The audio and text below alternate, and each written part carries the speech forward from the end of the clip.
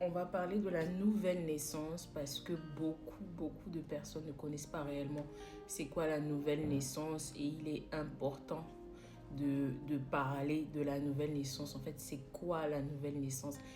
Et la définition même, c'est Jésus qui l'a donnée dans l'évangile de Jean 3 à partir du verset 1. Donc, Jean 3, verset 1. Alors, il y avait parmi les pharisiens un homme appelé Nicodème. Il était l'une des personnalités dirigeantes de la nation juive, un membre du grand conseil. Une nuit, il vint trouver Jésus, le salua en ces termes. Rabbi, nous savons que Dieu t'a envoyé pour nous enseigner, car de toute évidence, personne ne saurait accomplir les miracles que tu fais si Dieu n'est pas avec lui. Jésus lui répondit, vraiment, je te l'assure, celui qui ne passe pas par une nouvelle naissance ne saurait voir le règne de Dieu. Comment un homme déjà vieux pourrait-il naître une seconde fois? S'exclama Nicodème. Il ne peut tout de même pas retourner dans le sein de sa mère pour renaître. Vraiment, je te l'assure, reprend Jésus, à moins de renaître d'eau et d'esprit, personne ne peut entrer dans le royaume de Dieu. La naissance naturelle ne transmet que la vie humaine naturelle. Seule la naissance spirituelle peut transmettre la vie de l'esprit. Ne sois donc pas surpris si je t'ai dit, il vous faut tous passer par cette nouvelle naissance. Amen. Alors, en fait, c'est l'histoire de Nicodème et Jésus. C'est un dialogue, en fait. Nicodème, c'était un pharisien, c'était un chef religieux. Donc, Nicodème connaissait la parole. Donc, c'est un chef religieux. C'était son métier. C'était son métier. Il connaissait la parole. Mais Nicodème, en fait, comparé à d'autres pharisiens, il est venu voir Jésus pour savoir, en fait, mais lui, là, qu'est-ce qu'il a de différent, en fait? Qu'est-ce qu'il y a de plus que nous? C'est vrai que tout ce qu'il fait, je sais que tout ce qu'il fait là, personne ne peut faire si Dieu n'est pas avec. Mais voilà, qu'est-ce qu'il y a de plus que nous, en fait? Donc Nicodème est parti en toute humilité pour demander à Jésus, en fait. Et Jésus donne la définition même de la nouvelle naissance. Il dit, ce qui est né de la chair est chair. Donc tu es né de tes parents, tu es charnel, on va dire, tu es né de la chair. Mais la nouvelle naissance, c'est la naissance par l'esprit, c'est la naissance dans le royaume. La nouvelle naissance, c'est lorsque tu acceptes le Seigneur Jésus, parce que Dieu nous a donné le libre arbitre à tout un chacun. Dieu ne nous force pas à le suivre. Il dit, venez à moi, vous tous qui êtes fatigués, chargés, je vous donnerai le repos. Dieu nous a créés avec un libre arbitre. Donc, c'est pour ça qu'en fait, on prêche l'évangile. Et si ça te plaît, tu acceptes. Et la nouvelle naissance, c'est lorsque tu acceptes Jésus-Christ comme Seigneur et Sauveur. Ça veut dire que tu fais un échange de ta vie, en fait. Tu le reçois, lui. Lors de son baptême, le Saint-Esprit est venu se poser sur Jésus comme une colombe. Et à ce moment-là, Dieu a parlé dans le ciel, il a dit, celui-ci est mon fils bien-aimé.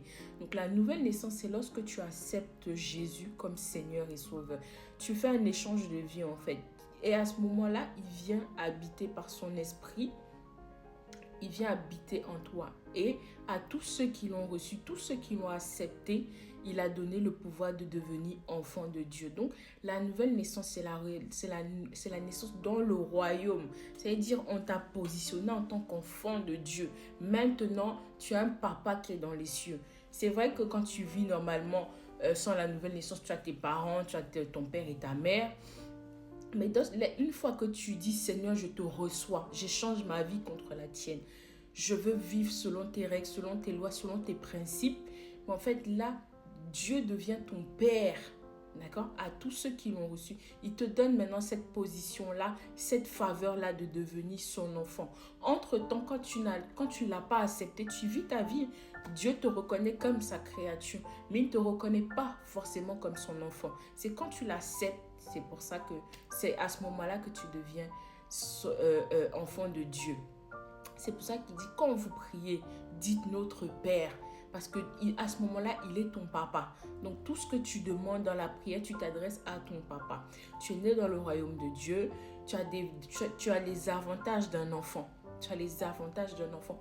Tous ceux qui sont parents savent que les enfants, ils ont une priorité. Tu peux être en train de travailler, tu peux être dans tes activités, mais dès que ton enfant t'appelle ou tes enfants t'appellent, tu es obligé à un moment donné de laisser, surtout s'ils insistent, tu es obligé de laisser à un moment donné ce que tu es en train de faire pour répondre à l'appel de ton enfant. Mais en fait, c'est pareil. Donc, tu deviens un enfant prioritaire. D'accord? Tu deviens un enfant. Quand tu cries à Dieu, il a l'obligation, en quelque sorte, d'écouter ta prière parce que tu es son enfant.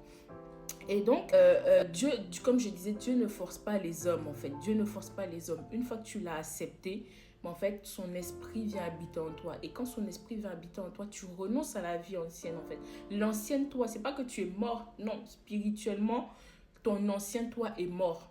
D'accord? Maintenant, tu as la nouvelle vie, la vie de Dieu. Le Saint-Esprit, il est en toi, l'Esprit de Dieu en toi. Et tu marches selon la volonté de Dieu. D'accord? Tu marches selon ce qui est écrit dans la Bible. C'est renoncer au péché. Donc, si l'ancien toi fumait, en fait, le nouveau toi, par la nouvelle naissance, le nouveau toi ne doit plus fumer. Si l'ancien toi volait, en fait, le nouveau toi ne doit plus voler parce qu'en fait, tu as changé de royaume.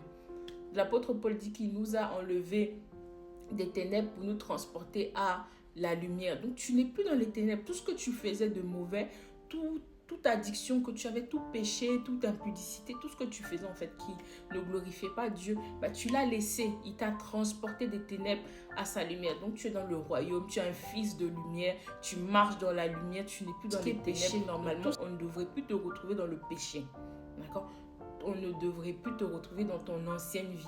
Donc quand le péché va venir frapper à ta porte, maintenant que tu es dans la nouvelle Jérusalem céleste, tu es né de nouveau. Quand le péché vient frapper à ta porte, en fait, non, tu n'habites plus. Ce n'est plus ton habitation, tu as changé, tu as déménagé. Tu es devenu enfant de Dieu. L'enfant de Dieu marche selon les principes du royaume. D'accord? Il y a des règles dans le royaume, tu as des avantages, tu as aussi des droits et des devoirs. Donc, tu sais en tant qu'enfant de Dieu ce que tu dois faire, ce que tu ne dois pas faire. Donc, tu renonces au péché. Ce n'est plus toi. Ce n'est plus toi. Tu as rejeté ton ancienne vie, la vie de pécheur que tu menais. Tu as accepté la vie de Jésus. La vie de Jésus, c'est la vie de sanctification. Il est 3 fois saint. Donc, ce que Dieu est, tu es maintenant à travers son esprit qui habite en toi. Et le Saint-Esprit au quotidien, il te convainc de ne pas pécher. C'est cette petite voix au quotidien que tu vas entendre qui va te dire ça c'est bien, ça ce n'est pas bien, ça ce n'est pas bien. Et Jésus dit, mes brebis reconnaissent ma voix. Donc, quand tu as le Saint-Esprit, tu es censé faire la différence entre la chair qui te parle et l'Esprit de Dieu qui te parle. Généralement, l'Esprit de Dieu te parle, te convainc de ne pas pécher. Donc, si tu avais une vie immorale, si tu avais le mari de quelqu'un ou la femme de quelqu'un, si tu volais, si tu étais peut-être dans l'impudicité, tu sortais avec plusieurs copines, copains et tout ça, en fait, cette nouvelle vie-là, tu dois renoncer à elle parce que tu as accepté d'être transféré des ténèbres à la lumière. Logiquement, on ne devrait plus te retrouver dans ton ancienne vie. Donc, si à un moment donné, tu prends conscience de la nouvelle naissance, tu devrais arrêter de vivre dans le péché. Mais après, ça ne veut pas dire que tu vas vivre une vie sans péché, en fait. Non, il y a le sang de Jésus qui est là. Si tu pêches, tu te répands. Si tu pêches, tu te répands. Mais le but, c'est de vraiment arriver à qu'il y ait un décalage, qu'il y ait un avant-après entre ta vie d'avant et de maintenant. Étant donné que maintenant, tu es enfant de Dieu. Un enfant, ça grandit. Effectivement, un enfant, ça grandit. Tu deviendras fils et tu deviendras épouse de Christ quand tu seras affermi dans la foi. Donc, tu marches selon les valeurs, la parole de Dieu. Tu marches selon et tu l'appliques au quotidien. Tu pries chaque jour.